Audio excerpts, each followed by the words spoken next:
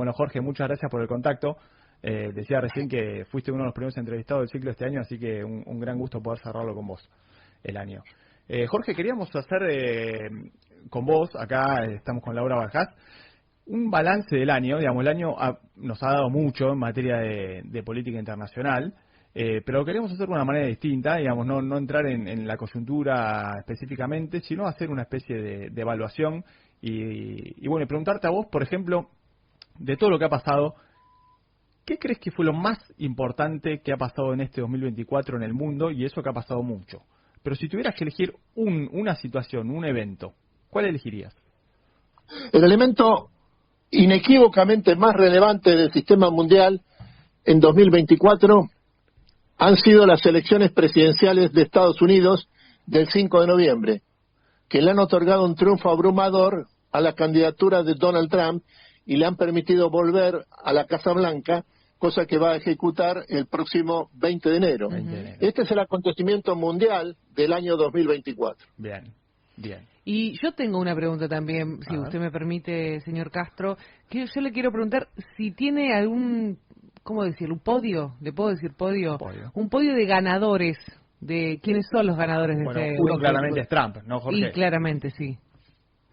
Mire, Trump ha triunfado en estas elecciones presidenciales, logrando una extraordinaria acumulación de poder.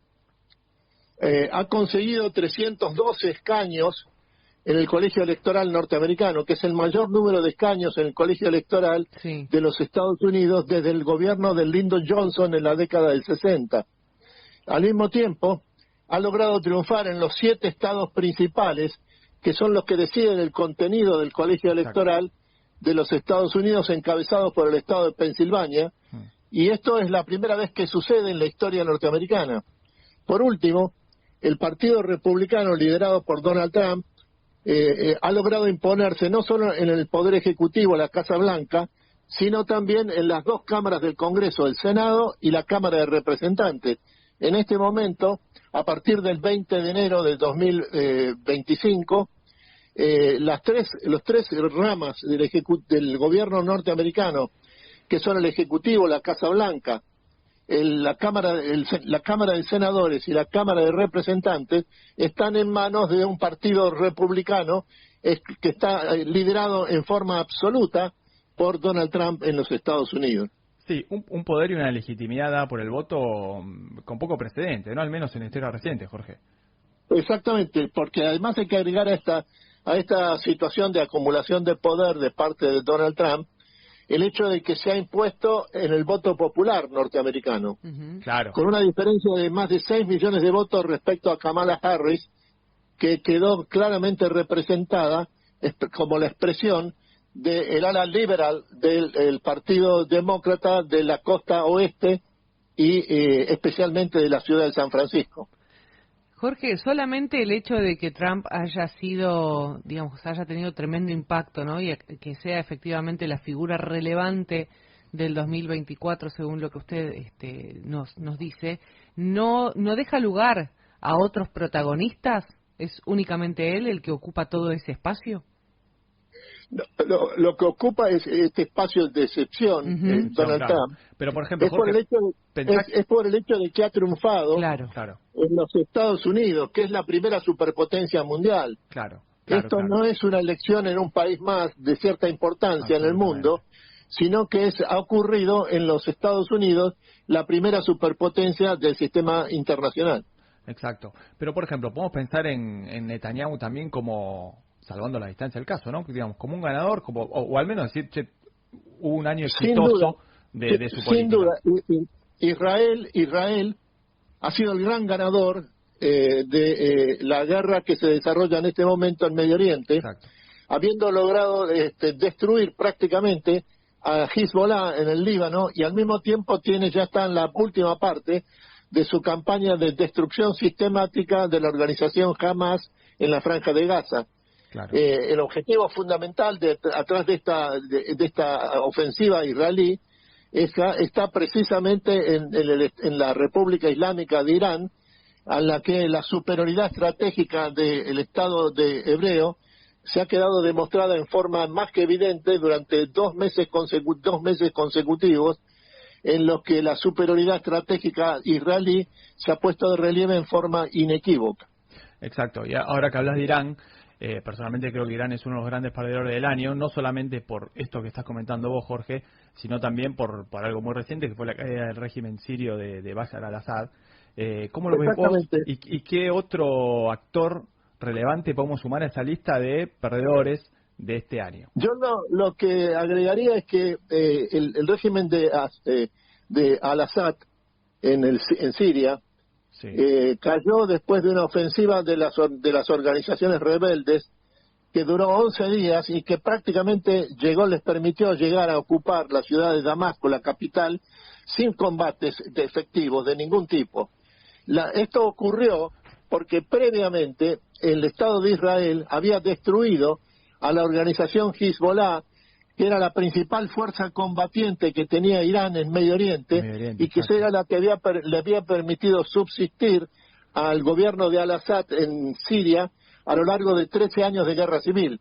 Una vez que el Estado de Israel destruyó a la organización Hezbollah, el camino se hizo prácticamente sin necesidad de conflicto ni de guerra de parte de las organizaciones islamistas, que son las que han ocupado el poder en Damasco. Exacto. Jorge, ¿qué análisis haces del año de Vladimir Putin? Porque lo hemos charlado aquí con colegas tuyos, a partir de la caída del régimen sirio, dijimos, bueno, Irán y Rusia son dos derrotados, al menos de este episodio particular. Pero ¿qué evaluación, digamos, general del año haces para Putin?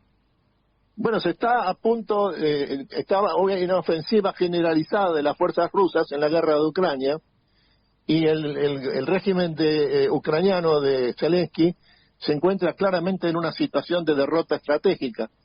Esto ocurre al mismo tiempo en que todos los actores de la guerra de Ucrania están esperando el resultado de que se haga cargo del poder político en los Estados Unidos Donald Trump, que vuelve a ser la fuerza decisiva del sistema mundial después de la pérdida absoluta de poder de parte de los Estados Unidos durante el gobierno del presidente Joe Biden, que ha sido uno de los presidentes más débiles de la historia norteamericana. Exacto, sí, comparto.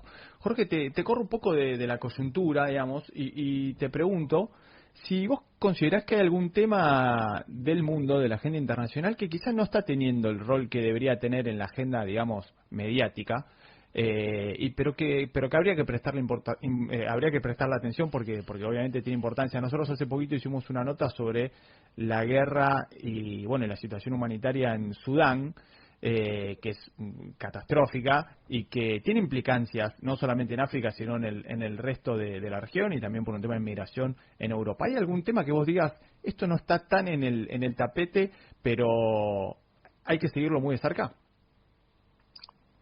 Bueno, lo que hay que seguir muy de cerca son los sucesos de los Estados Unidos a partir del 20 de enero.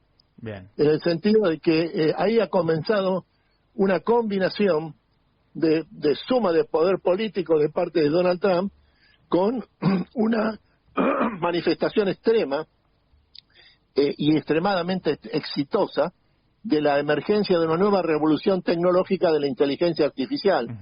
Hay una combinación de poder político y de revolución tecnológica en los Estados Unidos con Donald Trump a la cabeza, siendo su mano derecha Elon Musk, el dueño de Tesla y una de las principales figuras del mundo de la alta tecnología estadounidense. Sí, cada vez más involucrado también en temas de política internacional. Por ejemplo, el otro día opinando sobre el avance de la derecha en Alemania, ¿no? Bueno, es como que un tuit de él marca tendencia. Exactamente. Está bien, pero tiene un lugar también dentro de la política estadounidense, tiene ¿no? Un rol exactamente, en el gobierno. Exactamente, porque Elon Musk en Alemania tiene una planta de Tesla que es una de las más grandes del mundo. De modo que él tiene una influencia directa en el sistema económico alemán, y lo que sostiene en el artículo que ha publicado este fin de semana en el diario El Bild, en un artículo en alemán que ha publicado Elon Musk, lo que sostiene es que Alemania se encuentra en una etapa de total colapso interno, debido fundamentalmente al predominio de una mentalidad burocrática y hiperreguladora, y esto lo dice en su condición de dueño de una de las principales empresas extranjeras que existe hoy en Alemania, que es precisamente la empresa Tesla. Perfecto, perfecto. Bueno, Jorge, te agradecemos mucho este contacto y todos los que estuvimos durante el año. Un gran gusto conversar con vos y te deseamos lo mejor para 2025, que obviamente seguiremos charlando. Gracias por llamarme y feliz año. Lo mismo, un abrazo, Jorge. Bueno, era Jorge Castro, analista internacional, columnista de Clarín y otros amigos de la casa también, claramente.